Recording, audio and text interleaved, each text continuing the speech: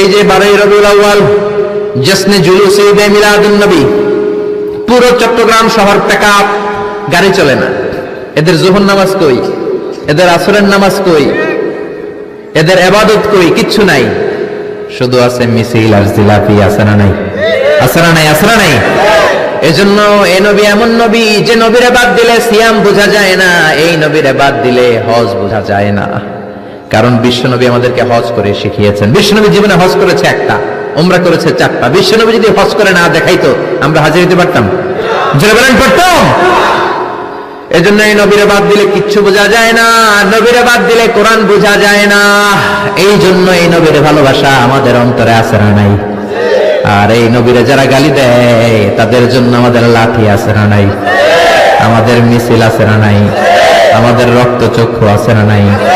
ময়দানে আমাদের শক্ত অবস্থান আছে না নাই? এই জন্য নবীর বিরুদ্ধাচারণ যদি করে তার সাথে কোনো আপোষ চলবে?